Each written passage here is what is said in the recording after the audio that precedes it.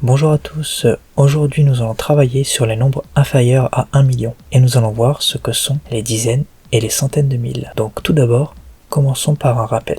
Une unité de 1000 représente 10 centaines. Donc vous voyez bien dans le tableau de numération, l'unité de 1000 qui est en jaune, qui est juste à gauche des centaines. D'accord?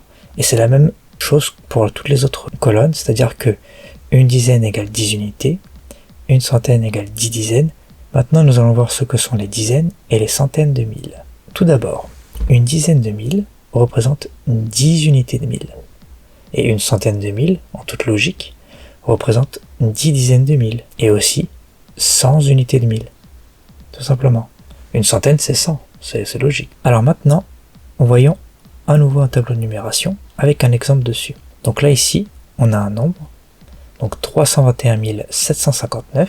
Et on voit bien dans la partie milliers que nous avons des unités de 1000, des dizaines de mille et des centaines de mille. Donc vous voyez bien que dans les milliers, c'est le même fonctionnement que pour les unités simples. Comme on disait dans les unités simples qu'une dizaine égale 10 unités, et bien là, une dizaine de mille, c'est égal à 10 unités de mille.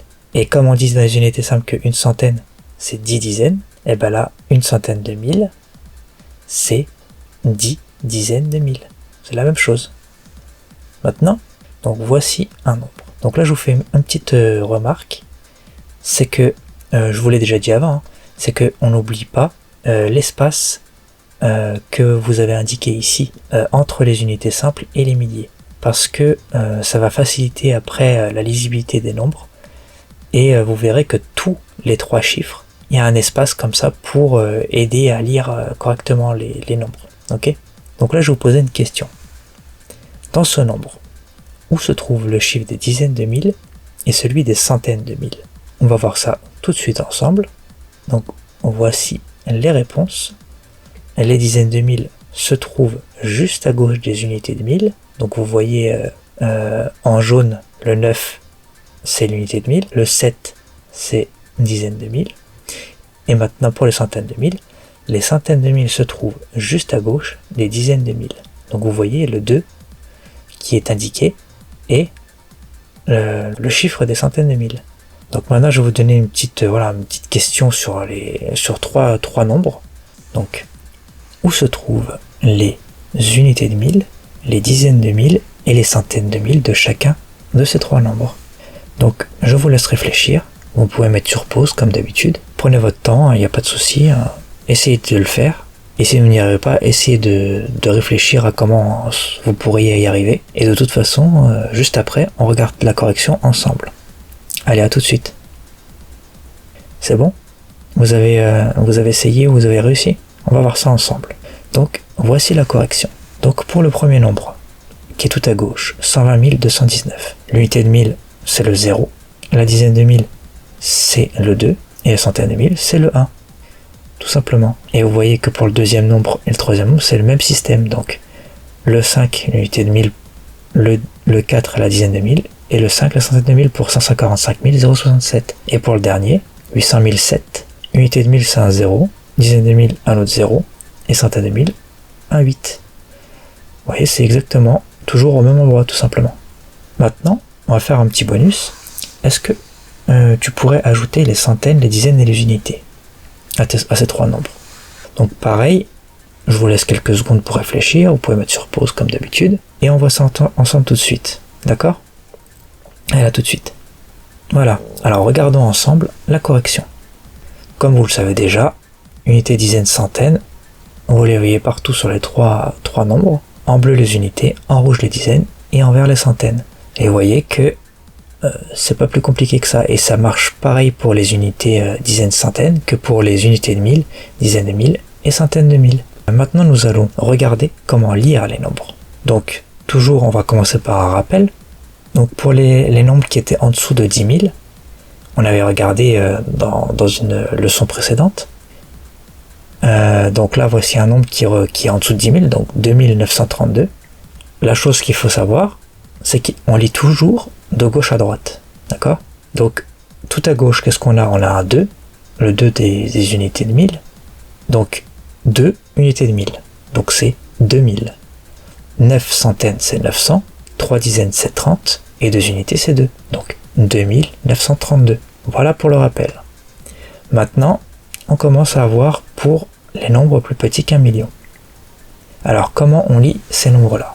Donc vous voyez cet exemple-là, dans ce tableau de numération, comment on va faire pour le lire. Donc là, je vais vous montrer les petites étapes pour savoir la méthode et la marche à suivre, tout simplement. Donc, il faut lire toujours de gauche à droite, comme vous le savez. On commence par les milliers. Ensuite, quand on a fini avec les milliers, on prononce le mot 1000.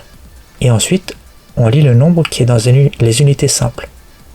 Donc, on revient à nouveau sur le nombre dont on parlait. Donc, vous voyez ce nombre-là. Les milliers, c'est les 3 chiffres qui sont à gauche. Ensuite, on prononce 1000. Et après, les 3 chiffres qui sont dans les unités simples. Tout simplement. Résultat de tout ça, voici le nombre. Donc, dans les milliers, on a un 2 dans le niveau des centaines de mille. Donc, 2 centaines, ça fait 200. 5 dizaines, ça fait 50. 6 unités, ça fait 6. Donc là, on a 256. On a fini avec les milliers. On a dit qu'on prononçait quoi? Le mot 1000. 256 000. Et on finit avec les 3 derniers chiffres. 3 centaines, 300. 8 dizaines, 80. 9 unités, 9. Donc 389. Donc, en tout, on a 256 389. Voilà. C'est facile, n'est-ce pas? Maintenant, je vais vous donner un exercice. Vous allez devoir tout simplement lire les 3 nombres que je vous affiche. Et voici. Là, comme d'habitude, vous mettez sur pause, vous réfléchissez, vous essayez de les lire. Pour vous rappeler ce que vous avez trouvé comme résultat, vous trouvez comment les lire. Notez sur un bout de papier ou notez quelque part, comme ça au moins vous pourrez vérifier si vous avez réussi. C'est pas grave si vous n'écrivez pas correctement les choses, mais au moins si vous arrivez à lire de la même façon, c'est l'essentiel. D'ailleurs, dans une prochaine vidéo, on verra comment écrire ces différents nombres. D'accord? Alors, allez-y, mettez sur pause, je vous laisse le temps et on reprend ensemble. Voilà, j'espère que ça a été pas trop compliqué pour vous. Donc, on va commencer la correction tout de suite ensemble. Donc, pour le premier nombre, on a dit, on commence toujours par ce qui se passe dans les milliers. On a une centaine de mille, donc 100. On n'a pas de dizaines de mille, donc rien du tout. Et on a une unité, donc on a 101. On a fini avec les milliers, donc on prononce le mot 1000. 101 000. Et ensuite, on finit avec les 3 derniers chiffres. 2 centaines, 200. On n'a pas de dizaines. Et 2 unités, 2. Donc 202. Le résultat total, c'est 101 202. Donc voici comment cela s'écrit. Maintenant, passons au deuxième nombre. Donc là, même méthode. On commence par les milliers. 7 centaines, 700. 7 dizaines, donc 70. Et 7 unités, donc 7. Donc ça fait 777. On a fini avec les milliers, on prononce 1000. Et on fait les 3 derniers chiffres. Donc, comme c'est les mêmes qu'avant, on sait que ça fait 7 centaines, 700. 7 dizaines, 70 et 7 unités, 7. Donc 777. Donc au total, nous avons 777 777.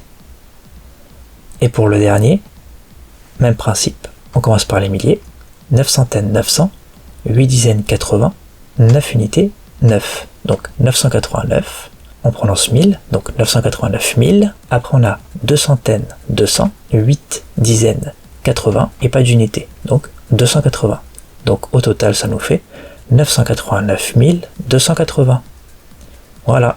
Et vous voyez, c'est des très grands nombres, qu'on est bientôt arrivé à 1 million. Et il est tout à fait possible pour vous de les lire correctement. D'accord? Donc bravo à vous si vous avez réussi. Et bravo à vous si vous avez essayé. De toute façon, on ne réussit pas toujours du premier coup. Vous avez juste à regarder la vidéo à nouveau si vous n'avez pas bien compris quelque chose.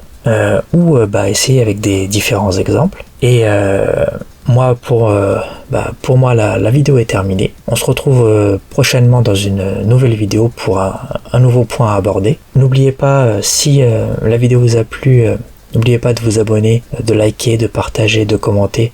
Ce sera aimable de votre part. Et je vous dis à bientôt et à la prochaine. Au revoir.